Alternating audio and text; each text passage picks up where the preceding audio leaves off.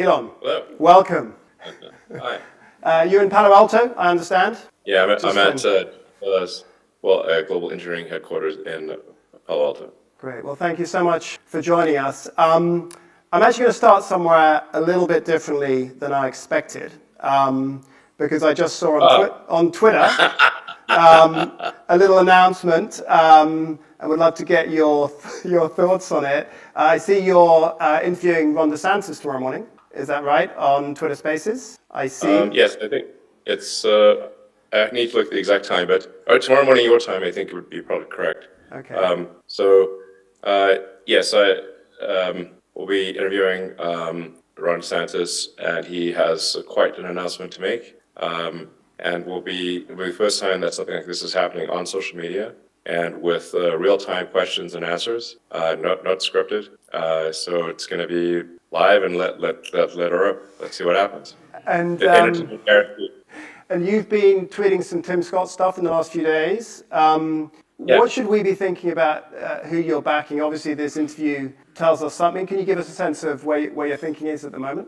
Yes, I mean, I'm not at this time planning to endorse any particular candidate, but I am interested in X/Twitter being somewhat of a public town square, and where more and more organizations host content and make announcements on Twitter. It's the only place on the internet to really get real time, like down to the minute and second news, and it's so I think it's quite groundbreaking that there'd be a major announcement of this type on social media.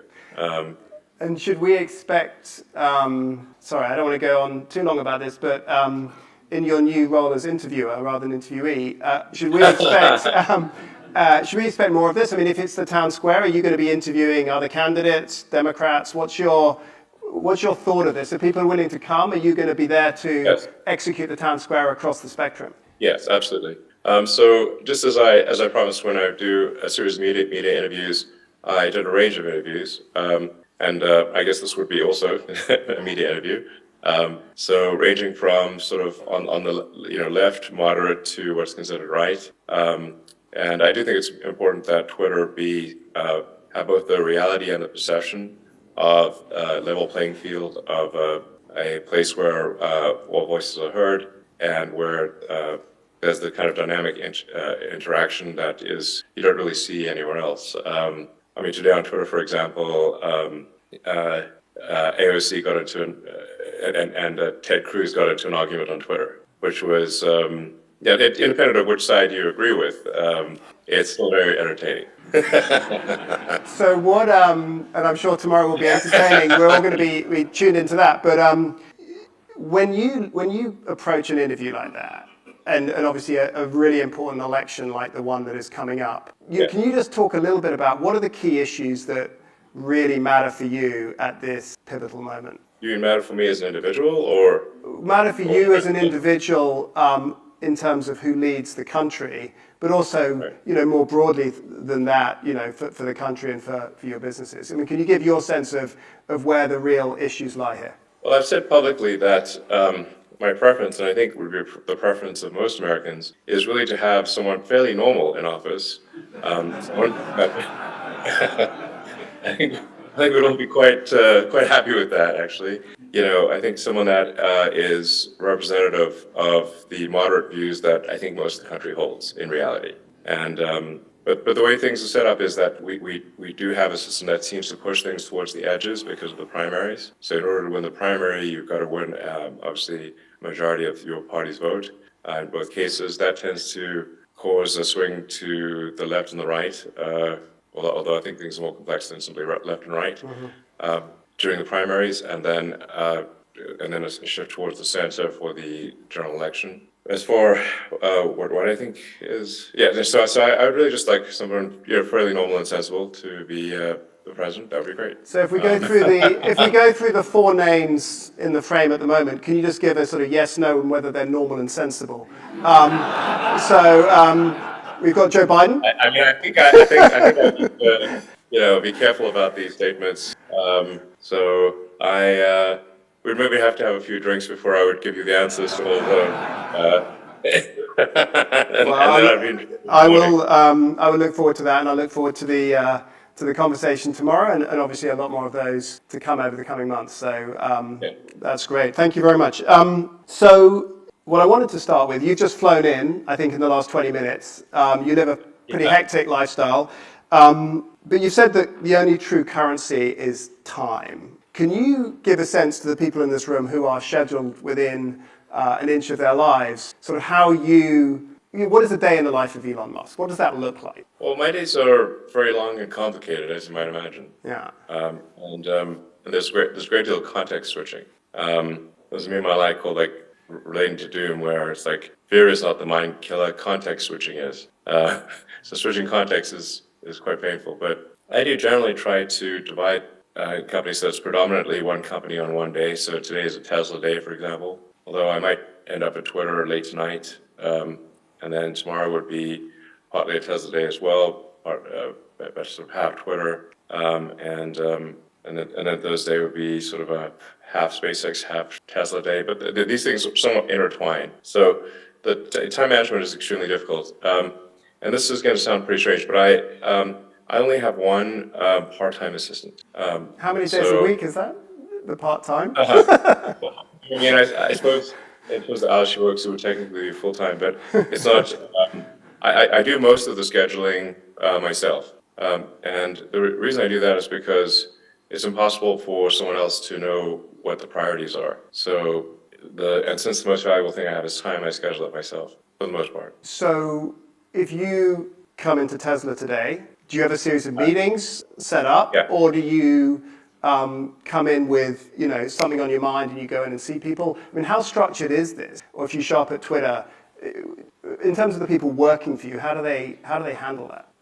So today I have several hours of scheduled meetings at Twitter. So there are a number of things that operate on a weekly cadence. And so those meetings are already set up. And then I have supplemental meetings at the end of the day. But to be clear, I won't be going to sleep until probably 2 a.m. or something like that, and be working almost the entire time. And if you're scheduling this yourself, is AI going to be helpful over the next few years to help you? Are you going to be using technology to help you manage that? I guess we'll all be using technology. I don't use a lot of AI myself day to day. I mean, Tesla AI is actually very advanced for real world AI. It's the most advanced real world AI by far.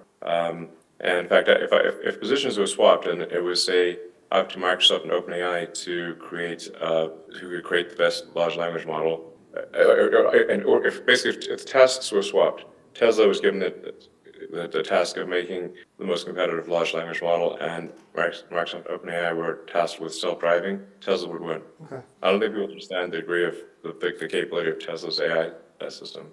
While I don't use AI a lot personally, Tesla uses a tremendous amount.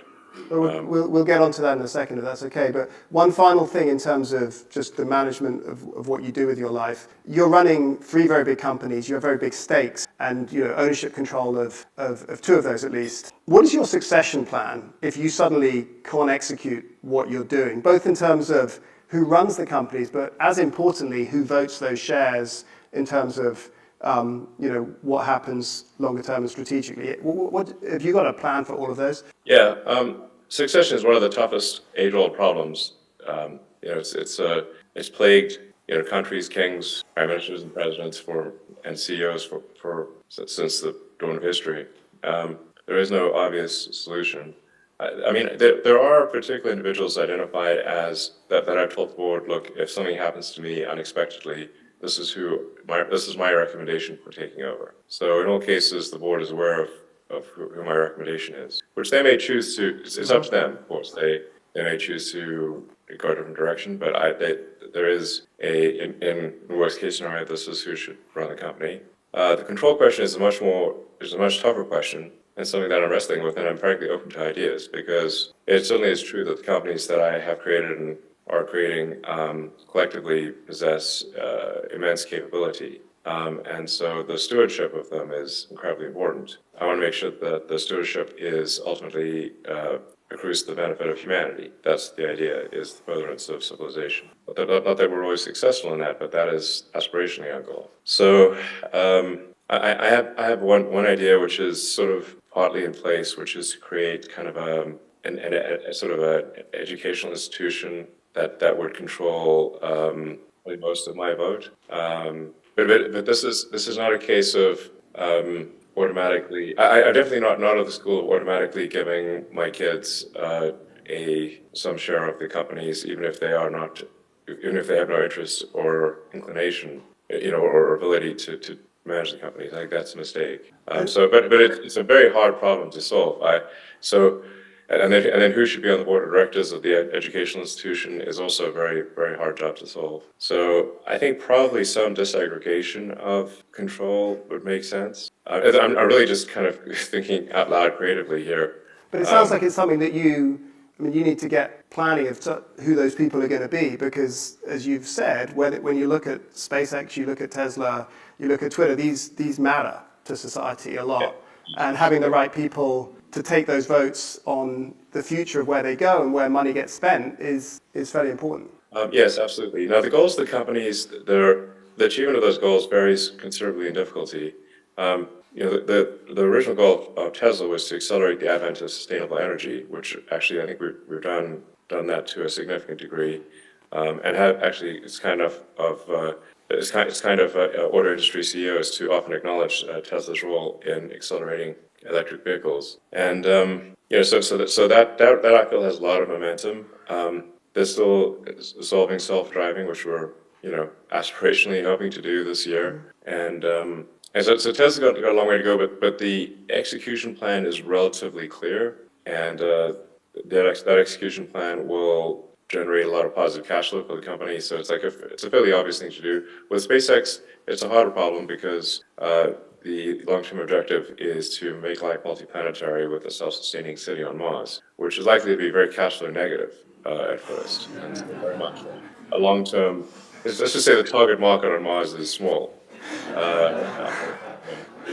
You got to think long-term here. You're also going to have to get on very well with those you go with, I would imagine. Yes, definitely. Sanity will be a prime requirement for and stability for traveling to Mars. You don't want someone going nuts and opening the airlock in the middle of the night. Right.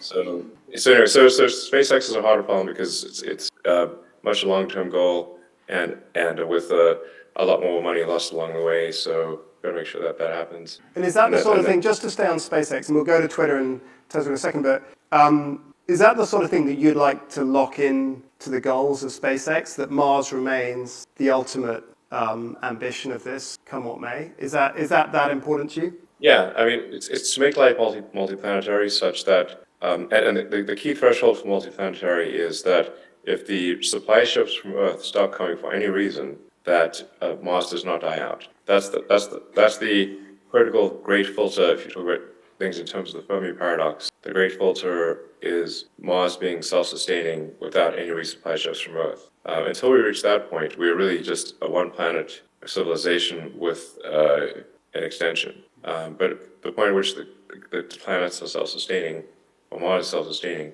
even in a worst-case scenario of Earth civilization either dying with a bang or a whimper, then Mars would have a much better chance of surviving. So the intent here overall is to ensure that the light of consciousness, which appears to be just a tiny candle in a vast darkness. I frequently get asked, have I seen any evidence of aliens? And I have not. Apart from the fact that I did at one point have an alien registration card when I was getting my green card to alien registration. Indeed.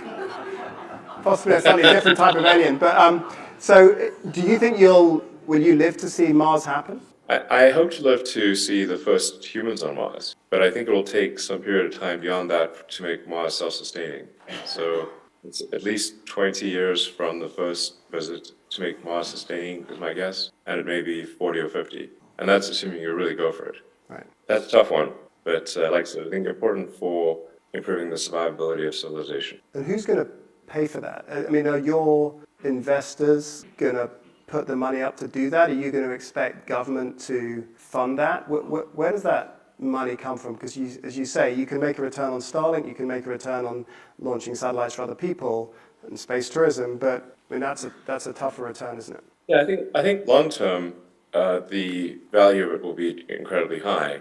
it's just beyond the planning horizon of Right. most people or most investors. I mean, obviously, if there's a thriving city on Mars and there's a lot of interplanetary commerce, and SpaceX is the primary provider of that, it would be immensely valuable. So, but you know, the important thing is that there be this self-sustaining, colony, and I think we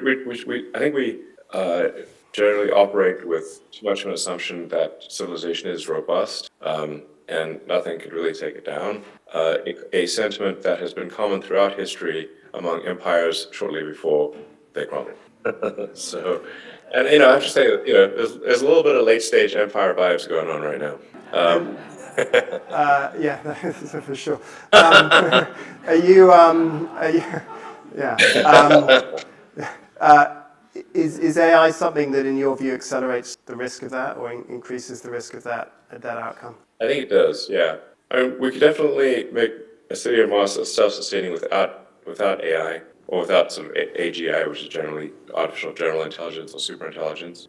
So I think that is it's not necessary for anything we're doing, but it is happening and happening very quickly. So there is a risk that advanced AI either eliminates or constrains humanity's growth. I was more thinking the opposite. Does it increase the chance that the planet self-implodes and those things come true? I mean, how concerned are you about these developments right now, sort of accelerating your bad case scenario here? Well, I mean, the development of artificial digital sort of superintelligence is very much a double-edged sword.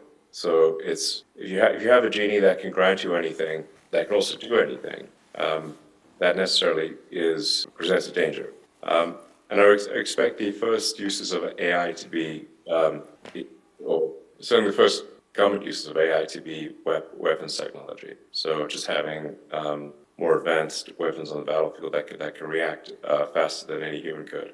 That's really what AI will be capable of. I mean, future wars between advanced countries, or at least countries that have significant drone capability, will be very much the drone wars. So I want to get back to AI because this is big stuff, and I'd like to talk about it in more detail. But I do want to come back to the present from a long way in the future. You just hired a new CEO, Linda Yaccarino, an ad veteran into Twitter. You usually focus on hiring engineers. Linda is a very different person. Can you just quickly tell us about your courtship? How did that go down? Well, we had conversations over a number of months just relating to advertising. And then Linda felt that it would be very helpful for the advertisers to see me in person, so invited me down to a conference in Miami, which was very helpful, and met with a number of advertisers personally to assure them that Twitter is a good place to advertise, and generally in fact that hate speech has declined, which it has, and that the quality of the system, especially with respect to scammers and spammers, is dramatically better than it used to be. We've gotten rid of, at this point, well over 90% of the scams and scams. The scams and spam on Twitter, it should be quite rare at this point that you see a scam. So we've also rolled out sort of freedom So of just to be speech. clear, when you say you got rid of 90% of the scams, is that the same thing as the bots, or is this scams in general, and bots is a different animal here? They would typically use bots for scamming. Yeah. But you haven't taken the bots down 90%? No, I think we have, actually. You think you have? Okay. Yeah, I think we have, yeah. But maybe more than 90% at least. It is now much, much harder to operate a bot farm on Twitter and have it yield any advantage. So dramatic improvement in bots, dramatic improvement in ability to detect sort of troll armies, which is a little different. That's where you've got, say, 100 people in a warehouse in a low-wage country, each of which are sitting at a desk with 100 phones. So you've got 10,000 actual people, and they will then act together to brigade a particular subject, or make something seem very popular when it is not. And we've been able to defeat almost all of them. We think very few of them are actually still able to act. So the quality of the system has gotten a lot better. Okay. So if you said to Linda that you are going to keep speaking your mind, whatever the commercial impact of that. And has she agreed to that? Is she happy with that? Are you aligned? Yeah. Okay. And in her role as CEO, does she have any say over moderation, or is that under you, or do you do that together? Well, the general principle is that we will hew close to the law. So for any given country, we will try to adhere as closely to the law as possible. Now, laws vary between countries, and we can't simply flout the law in another country because they will simply cut us off. But the general principle is do whatever we can to enable free and open communications between people, provided they're not, like I said, breaking And the she's law. aligned on that plan, Yeah. that focus.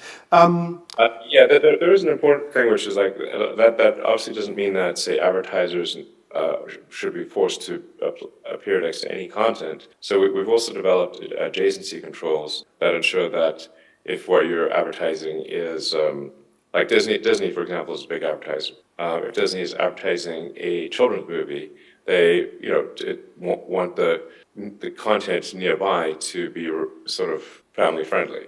That's totally understandable. So it's not like advertisers have to appear next to content that they don't agree with. And can you, so some people say you can be a little erratic with your tweeting, or at least tweet a broad range of content. Does anybody say, I don't want to be adjacent to Elon Musk? Is that something that's happened on the platform? I've never heard that yet. Okay. But nope, never heard that, That, even okay. directly. And did that come up with Linda at all? Sort of what you tweet and whether that was something that could affect advertisers? Did she ask you about that? She did, in fact, at the conference that we did Right, in Miami. okay. And I said, free speech is paramount. Fine. I wanted to ask you a little bit about your vision for Twitter as a community and as a conversation. You've talked about your desire to maximize unregretted time. Could you explain what that means and how you measure that? Yeah, so previously Twitter was mostly focused on this number they called MDAO, monetizable daily active users. But the problem is that when you look closely at that, a bunch of those users never even went to Twitter. They would go to, they would see a notification on their phone about a tweet, but they wouldn't actually click through the site. Right. So what really matters is true user seconds of screen time. So that's the figure we track right now. And that's based on the screen time as reported to us by iOS, Android, and the browser. It would have to be the amount of time the app is in the foreground, which I think is the most rigorous way to assess this. So when you say unregretted, sorry, please keep going. Exactly. So in terms of unregretted, that's a little harder to measure. But we can certainly gather it anecdotally, which is to say that if you spent half an hour on Twitter yesterday, what percentage of that time do you regret? And generally, the feedback I've gotten has been very positive. That they find the information to be useful, entertaining, funny. So we seem to be heading in the right direction as far as I can tell. I'm certainly open to any critiques from the room. Well, let me ask you one on that, which is, you recently tweeted about George Soros. You said, let me get the actual, well, let me just get the words, because I'm kind of interested in what you think about this. He wants to erode the very fabric of civilization. Soros hates humanity. That obviously generated a huge amount of response on Twitter on both sides, lots of different viewpoints. Is that unregrettable time, unregretted time? That debate that you created, does that fit into that category, do you think? Well, I mean, I said Soros reminds me of Magneto, Well, you then went a little further than that. But without going into the Soros tweet itself, you're obviously a big figure on Twitter, and you're setting a tone and an aim. So I'm just curious as to whether that sort of debate, which gets triggered, does that fit into the definition that you're trying to create in that new town square? Well, I mean, I think the important thing is that, look, what I say is not is what I say. It's sort of a town square. I'm not going to mitigate what I say because that would be inhibiting freedom of speech. That doesn't mean you have to agree with what I say. Nor does it mean if somebody says the total opposite that they won't be supported on Twitter. They are.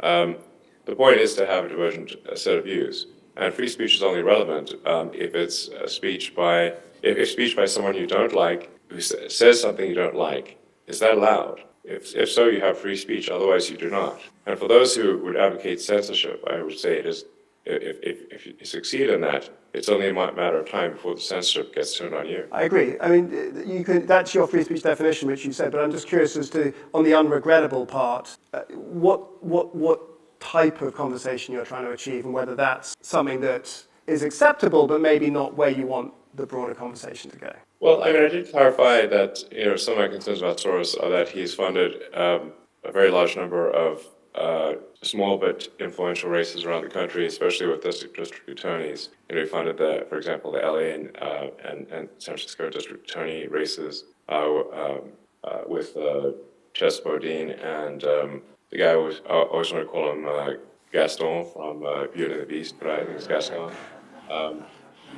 And he's basically he's caused a large number of DAs to be elected who are very easy on crime and will often refuse to prosecute.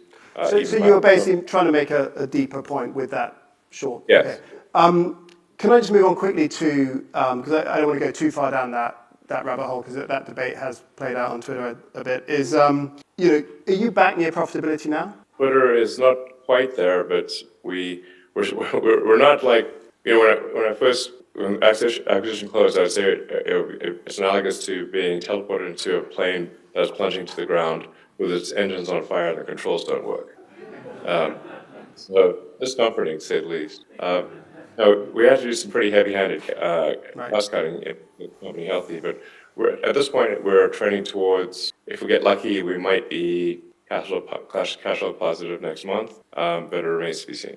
And is the staffing the level you now want it, or are you going to start taking it back up again from this? It's gone from, I think, 8,000 to about 1,500 or something like that. Is that correct? That's roughly correct, yeah. I think there's definitely, we are going to start adding people to the company, and we have started adding some number of people to the company, and but there's still a lot of change to happen. So, but I think 1,500 is probably a reasonable number. And does this show what you can do in a big tech company in terms of cost reduction? I mean, when you look around other big tech companies in Silicon Valley, would you say from your experience that there's room for much more significant change at those as well? Yeah, I think Twitter may be somewhat of an outlier in that there were a lot of people doing things that didn't seem to have a lot of value, and I think that's true probably at most Silicon Valley companies. Maybe not to the degree to which it was at Twitter, but it's still, yeah, there's potential for significant cuts, I think, out of the companies without affecting their productivity, in fact, increasing their productivity. So, in any given company, there are people who help move things forward and people who sort of try to slam the brakes on. And Twitter was in a situation where you'd have a meeting of 10 people, and one person with an accelerator and nine with a set of brakes. So you didn't go very far. Right. So now we're gung-ho about releasing functionality, even at a little bit of risk to site stability, so long as it's not too serious. And I think at this point it's probably fair to say we've introduced more functionality in the last 6 months than Twitter has in the last 6 years. And in terms of outages, there were some outages early on. Are you confident things are stable now? Well, outages are not unusual. Instagram recently had an outage, for example. It was reported on Twitter, ironically. We've had outages, but not massive ones, and they've generally been brief and limited in scope. Okay.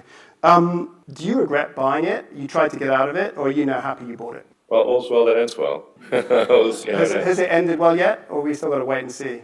I think we're hopefully on the comeback arc. So, one of the things you have talked about, you bought it for 44 billion. You've talked about it one day being worth 250, I think, in internal meetings. Can you just talk about how you get there? What is the bigger vision? I mean, you want to bring back advertisers now, and are they coming back, by the way? Yeah. Yeah. Can you give any idea of the scale of the comeback in terms of who you lost and who's coming back? Well, I think it'll be very significant.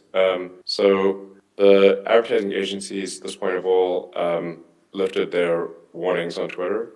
So appreciate the fact that Group M, for example, removed the sort of their concern label over Twitter, which is a very big deal.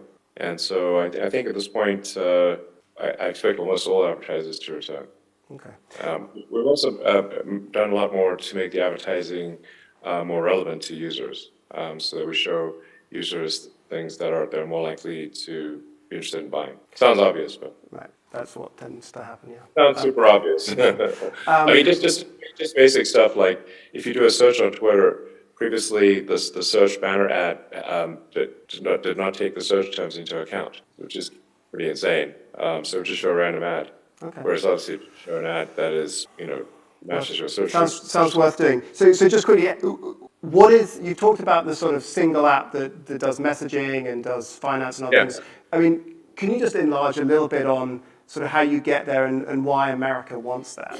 Well, obviously it'd be up to people to decide if they want it. It's like, do we make something that is useful enough that you want to use it more frequently? Great, that's our goal. So we're not going to do anything to stop people leaving the app or try to trap them in the app, but just provide enough compelling functionality that over time people's usage of the platform grows. So in 10 years' time, is advertising still going to be dominant on Twitter? I think advertising will always play a role. At some point, say 10 years from now, it may not play the largest role, but it will play the largest role for at least a few years to come. So I want to do a quick fire round of questions. Just, imagine that you're late at night, you're sitting there tweeting a few rapid fire responses to stuff. And I'm just going to ask you a few questions, and if you can just give me short answers, and then I want to go on to AI and talk a little bit about some of the deeper points that you started making earlier. So first one, will Twitter be public again in 5 years? Okay. Do you think the HQ will still be in San Francisco? Okay, not good so far. Let's try a couple more. Which decade are we going to crack artificial general intelligence? I think this one. This one, okay. So it's that soon. Okay. Are you going to take a SpaceX trip yourself? I will at some point, yeah. Not sure when, but it would be nice. Which is the most exciting country to build a Tesla plant in right now? Well, we did make an announcement that Mexico would be our next location outside the U.S. And picked a site and everything. So there's that, and then we'll probably pick another location towards the end of this year. Is India interesting? Are you still a fan of crypto? Well, I mean, I'm not advising anyone to buy crypto or bet the farm on, Dogecoin or anything like that. Okay. Don't bet the farm on Dogecoin. Might even think maybe you should, but let me advise you, that would be perhaps unwise.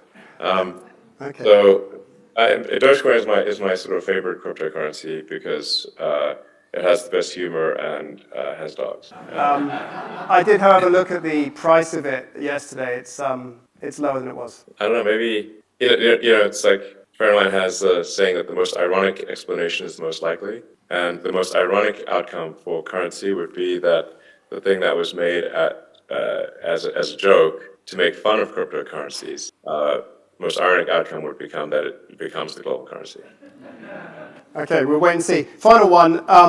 Can you rank the US and China on their development of AI each out of 10? The US very much has the most advanced AI. So this is, you say like China's close behind, certainly, and has the resources to scale and to optimize. The biggest single advances in AI still come from the US and Europe. But, all right, so it's hard to give an exact number or score. It's more like... But there's a big gap. There's a gap. That gap looks like it's on the order of... A narrowing or... It's hard to tell. I suspect it will narrow to some... Can you talk a little bit about, you've created a new AI company yourself. Obviously, there's a huge amount of energy and activity in this space, or at least it's been talked about. I mean, what do you want to do yourself in this space beyond Tesla and the stuff you talked about earlier? What is that new? Well, I think there should be a significant third horse in the race here. We've got OpenAI and Microsoft, Google DeepMind, and probably there should be a third horse in the race. So there'll be more on that soon. But is it something that will interact with the data of Twitter and the capability of Tesla? Is it something that tries to bring what you've talked about earlier in terms of capability together and become that third player? Is that what you're talking about? To some degree, I don't want to jump the gun here on announcements, but OpenAI has a relationship with Microsoft that seems to work fairly well. So it's possible that XAI and Twitter and Tesla would have something similar. You talked about the importance of regulation, and you called for this moratorium. I mean, the history of regulating tech has been checkered. It's been very hard for regulators to keep up with tech, let alone get ahead of it. What do you think actually needs to happen that practically could in this space to try to change that? Because obviously the history of this is not encouraging. Yeah, I mean, I think there should be, I've been pushing hard for a long time. I met with a number of senior senators and people in Congress and the White House to advocate for AI regulation, starting with an insight committee that is formed of independent parties as well as perhaps participants from the leaders in industry, and that oversight committee gains, or I should say, that insight committee gains insight into what various companies are up to, and to the degree that there's competitive dynamics there, you can obviously you would sequester board members who are perhaps have conflicts. But anyway, you figure out some sort of regulatory board, and they start off gaining insight, and then have proposed rulemaking, and then that will get commented on by industry, and then hopefully we have some sort of oversight rules that improve safety, just as we do with aircraft with the FAA and spacecraft, and cars with NHTSA, and food and drugs with the Food and Drug Administration. Right. And how would that work in such a global thing as we're talking about, where AI and the relative advance between countries is going to be very, very important? Is that something that is globalizable? Is that? Well, really, the key question is, will China, cooperate with the West? That remains to be seen. But I would still advocate some degree of oversight. I mean, we have regulatory oversight of aircraft, for example, and yet the U.S. is still very much doing great on the aircraft front. Right. So it makes more aircraft than the rest than any other place. So just because you have FAA regulation doesn't mean that it's necessarily slowed down very much. Okay. So your view would be that the AI changes today lock in tech giants, the Microsoft and the Googles of this world. Is there also a scenario where it actually helps to bring in new players and change that dynamic, or is that a much more unlikely outcome? There are a lot of AI startups. The thing that's becoming tricky is that you really need three things to compete. You need talented people. You need a lot of expensive compute, and you need access to data. So whoever's succeeding on those three will win. So now that the cost of compute has gotten astronomical, it's now kind of sort of minimum ante, I would say, minimum would be $250 million of server hardware, minimum. That's just to relevant in any way.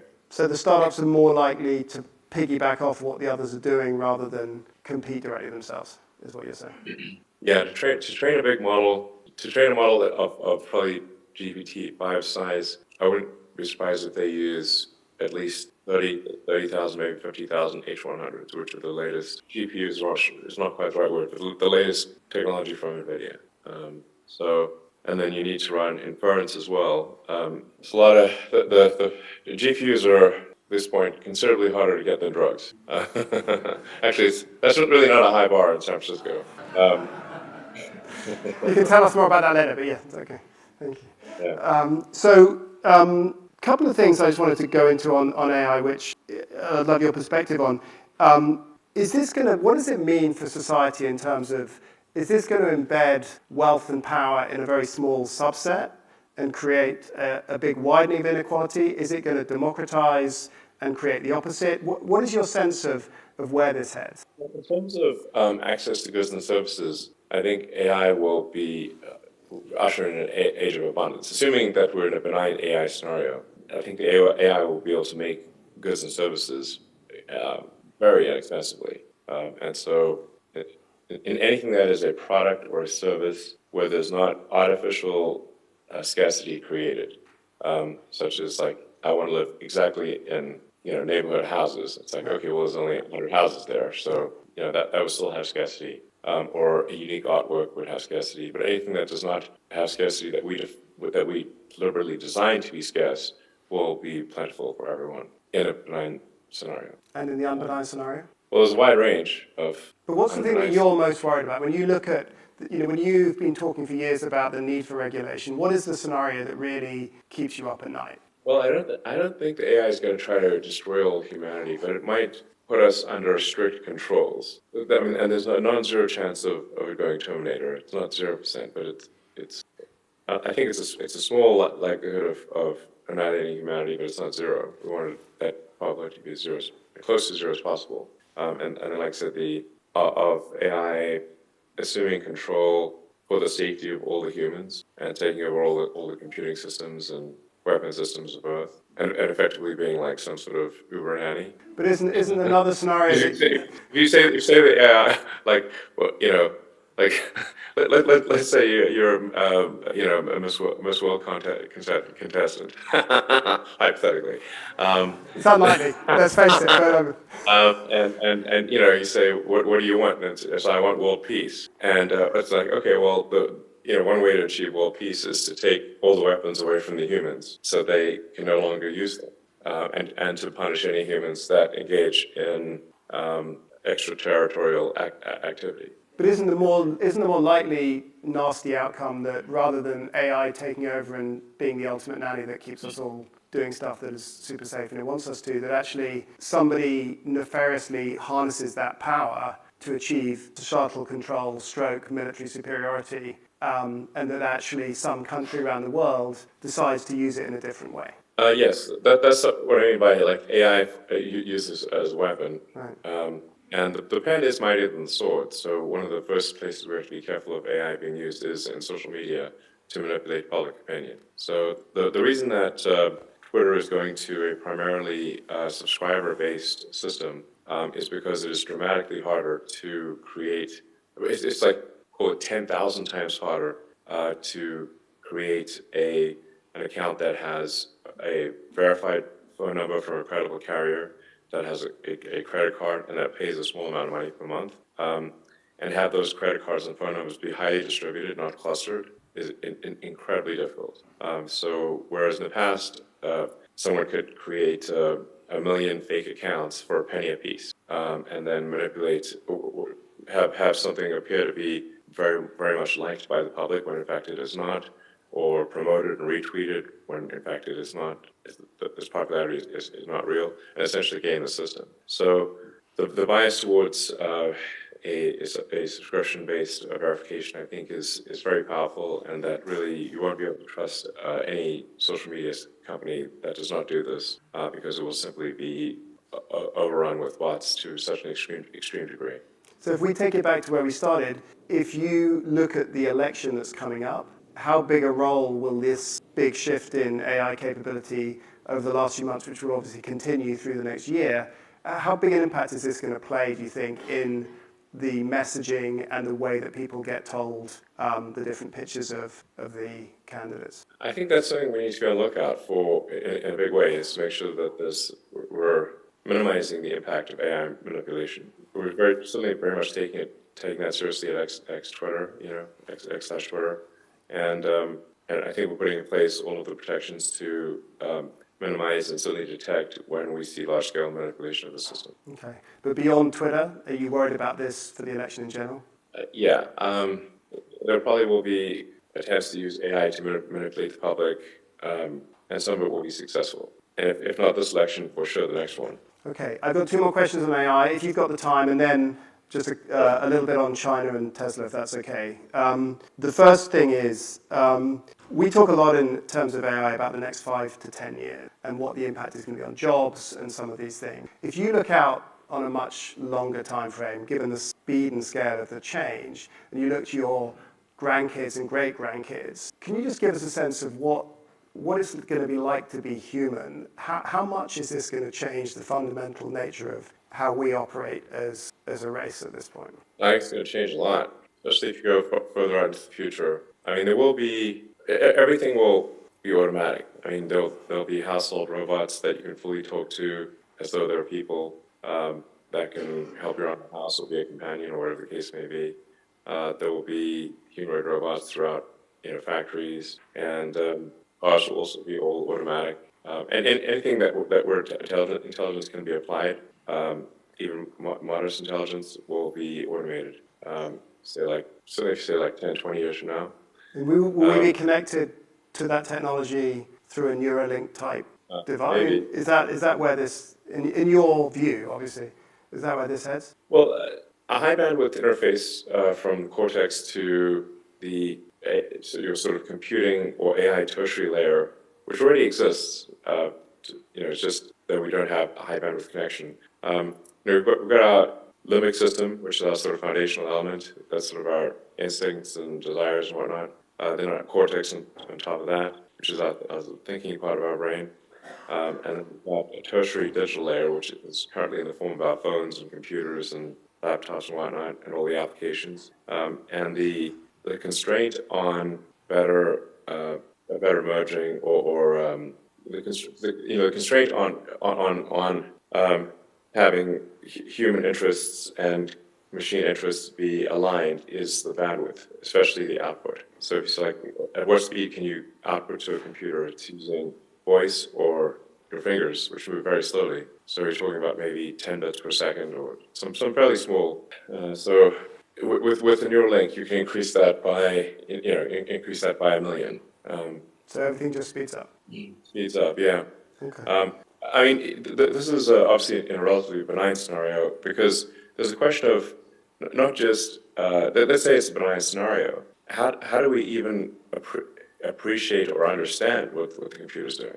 How do we go along for the ride? And if we have a brain-machine interface that's, I don't know, a million times faster, then we're more like we'll go along for the ride a lot better. Right. Than if we're interfacing with a phone using two slow-moving meat sticks. Yeah.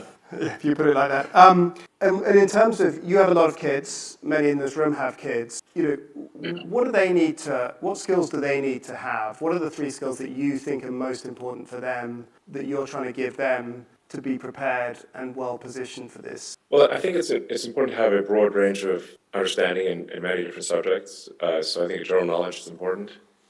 So you at least have some clue of what you don't know in different areas. And then go deep in areas where your child has a strong interest and ability. So finding that overlap of where is my child both interested in this and has some ability to be successful, then if you can find that Venn diagram overlap, then obviously encouraging that is a good thing. And we are obviously headed to a high-tech world, so some basic understanding of computers and software and artificial intelligence is probably a good idea.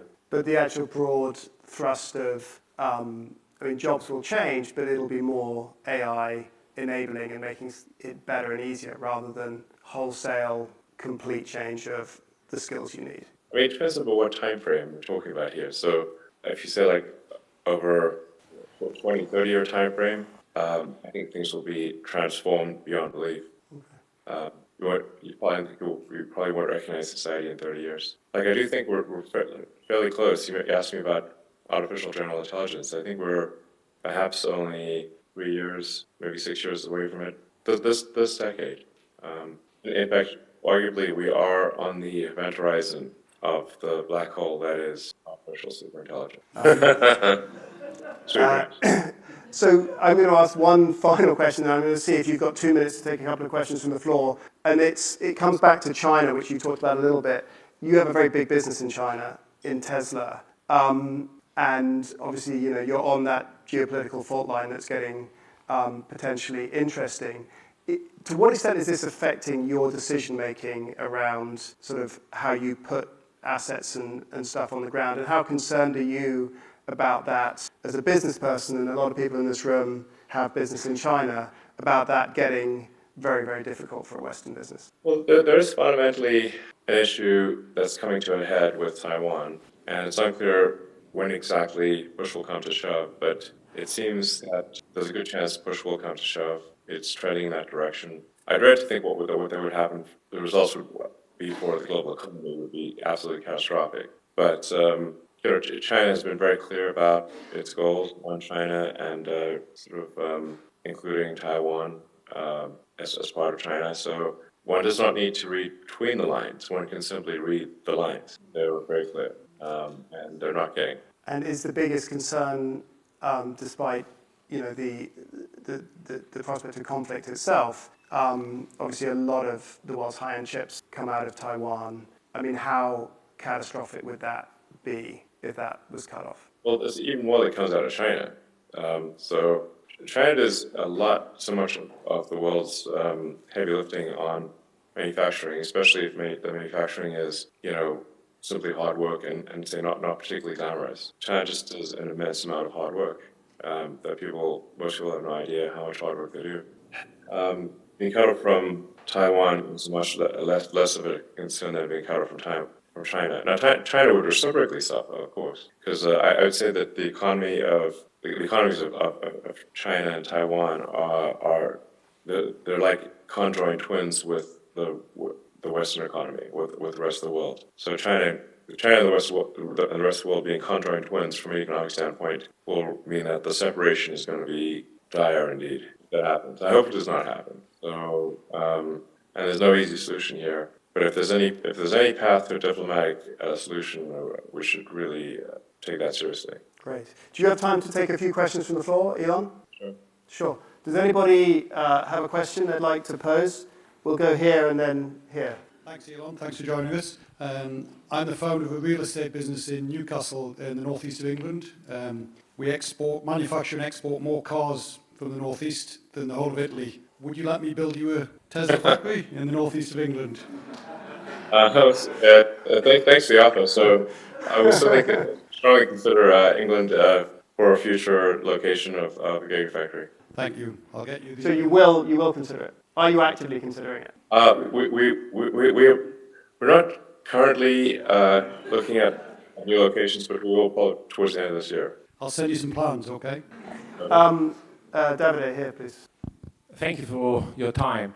Fusion, lots of scientists say could change the world. Planet is the sun. All life on this planet and on Mars depends on fusion, the sun itself. Can I ask you why a man of your brilliant brain, resources, and talent is not actually focusing on fusion, which I think could be a game changer for society, and rather than on Twitter, where there are many media, decent companies that can do it, and I would say it almost in a trivial way? Well, I think we already have a giant fusion reactor in the sky that's called the sun that shows up every day.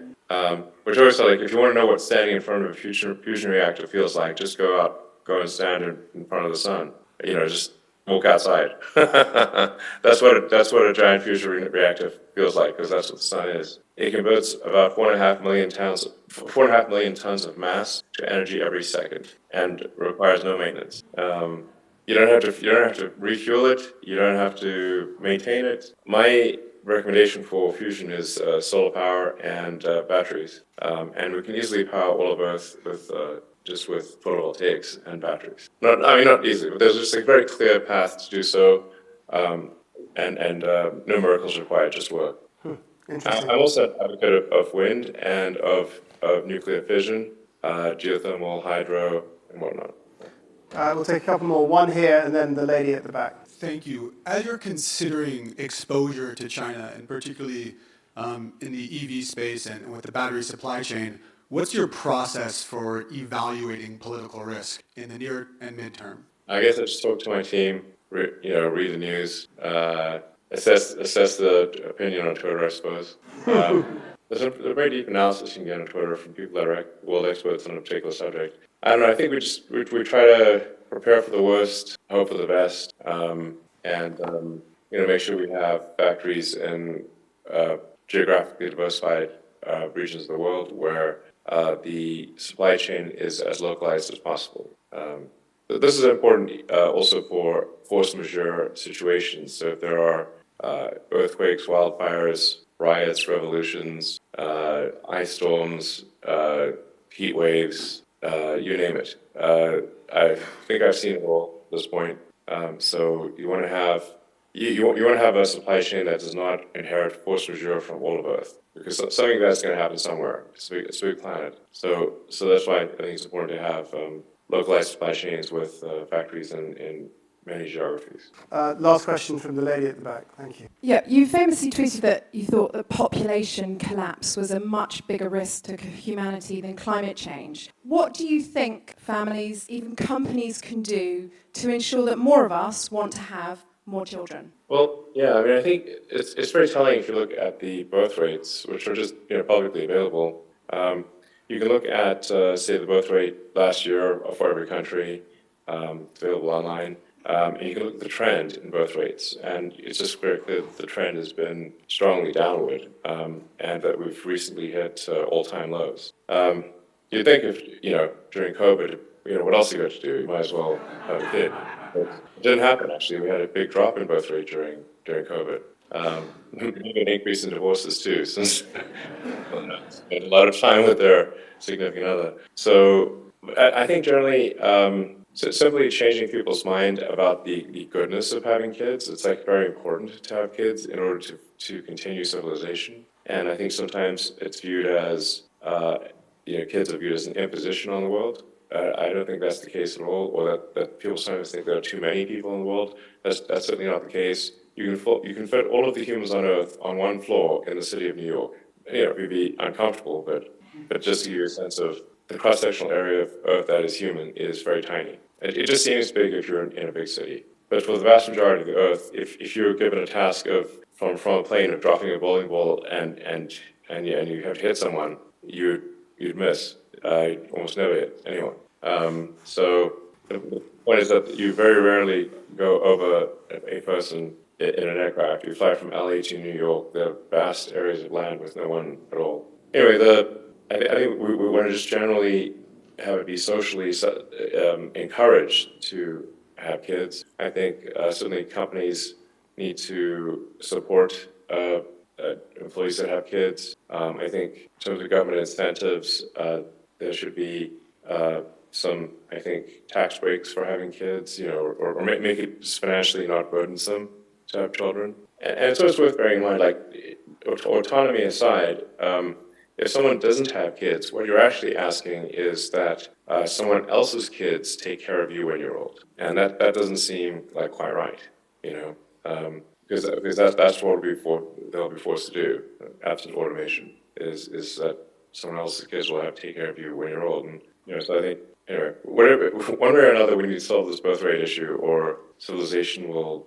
dwindle to nothing. Isn't that where AI comes in? It'll do all the jobs for us, so we can handle a potentially lower population, or what you're talking about. There will be robot nannies that are very confident, so that will help. Good. Elon Musk, thank you very much for joining us.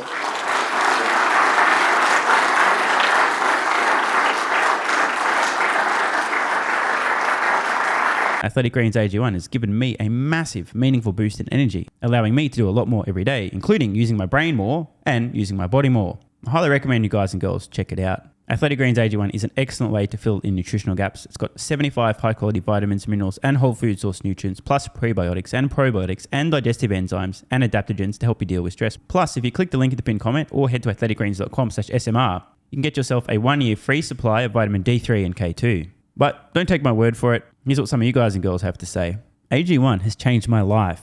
I was, as you described, treating myself like a circus, ate like trash, rarely exercised, used alcohol as a stress crutch, cannabis also. AG1 is what gave me the kick in the ass, got me back to the gym, motivated me to do more for myself, family, my business, etc. Keep doing what you do. Now, I know there's some skeptics, the same kind of people who think Elon Musk is a fraud, reading this going, what do you thought? There's no way that's possible, bro. It must be a placebo effect. Believe it or not, this is a recurring theme. If you give your body everything it needs to feel and perform its best, including having a lot more energy, you'll need ways to use that energy. For me personally, that includes more exercise, moving my body more social activity, and more cognitively demanding tasks, including producing a ton of exclusive content over on Twitter and on Patreon, plus my daily YouTube uploads. The proof's in the pudding. On to another testimonial from a viewer of this channel. SMR, you asked me to provide feedback on AG1. Here it is. It has helped with mental acuity, stamina, and intestinal waste management. Can't read between the lines. It certainly helps with regularity and digestion. That's what the digestive enzymes are for. It has also dramatically reduced my cravings for sugar. You guys need to stop eating sugar. It's fucking poison. I'm 50, 5'9", and overweight, aka a fat motherfucker. I think that's a technical term for overweight, isn't it? Is it fat motherfucker or obese? I can't remember. I average 100 hours a week in the West Texas oil fields as a safety supervisor. Jesus Christ, dude. No wonder you're struggling to keep your weight under control. 100 hours a week. Brutal. It has helped me lose weight. It is not an appetite suppressant. It can help fat people suppress cravings, and motivation to be healthier is critical for changing your diet. Love you, brother. Again, this is a great point. It's something people really don't seem to grasp. If you have more energy, everything becomes easier. It's like turning on easy mode for life. A few years ago, before I was taking AG1, my health was trash. I was struggling to get through the day, had afternoon fatigue. The last thing I wanted to do was either use my brain or move my body. Didn't have the energy. Now, my biggest struggle every day is figuring out ways to use that energy. I'm exercising way more, doing a lot more with my friends and family, and of course, my work output has increased substantially. And you can fact check me. Check out the average length of my videos I was posting to YouTube 3 years ago. Need I say more? And one final testimonial. Love this one. Okay, here's the deal for me with this AG1 shit. I'm 41 years old and not the type to eat, drink, smoke, or sleep healthy, so I was skeptical. That being said, here's what I experienced. Day 1, meh. Day 2, afternoon fatigue was about 45 minutes late. Day 3, 0 afternoon fatigue. Day 4, 0 afternoon fatigue plus extra energy. Day 5, again, 0 afternoon fatigue plus energy, wondering, what the fuck, really? See, this is the thing, right? The results for many people are just almost too good to be true. This is the same experience I had. My afternoon fatigue just vanished out of nowhere. I'm like, wait, what the fuck? Why am I not tired in the afternoons anymore? Surely, it's not that AG1 is it? Turns out it was. Day 6 and 7, same thing. Day 8, same thing. Plus, I had the want to get things done around the house that I normally would slack off and not get done. Again, the point, extra energy, you'll need to use it, you'll find ways to use it. Day 9, 10, and 11, and today is day 12. I fucking love it. So however you managed to get me to buy it, I'm so glad you did. Thank you so much, SMR. It really changed me so far. Guys, this shit really works. Just try it. By the way, this is the reason I continue to relentlessly promote AG1. A lot of people get real fucking mad in the comments. Oh my God, snake oil salmon sold out. Oh my God, he's a scammer. This is fraud. But constantly, I'm pretty sure everyone making these comments is also currently short Tesla stock. I'm not particularly concerned about people having a negative perception, those folks suffering from small brain syndrome, still living in my bum's basement syndrome, etc., writing mean comments, claiming AG1's a scam or it doesn't work. I mean, bro, when I get feedback like this is what keeps me going. And remember, there is a 90-day money-back guarantee. There's nothing to lose here. Just try this stuff for a month, and if you don't get these results, get your money back. See, it's a literal no-brainer. It's an IQ test at this point in time. Testimonial after testimonial after testimonial like this. Get your money back if it doesn't work. Just try it for a month, and if it doesn't work, get your money back. Today's the day. It's finally time. Be like this guy who was a massive skeptic, but finally, after 1,000 promotions in a row, caved in, tried AG1, and has results like this. Head to athleticgreens.com/SMR or click the link in the pinned comment, and please, let me know how you're feeling in a few weeks' time. Now, if you'll excuse me, time to put my extra energy to good use. I'll be recording some more exclusive content for Patreon and my Twitter subscribers. So click the links in the pinned comment. See you over on Twitter and or Patreon, and don't forget to grab your AG1. Love ya.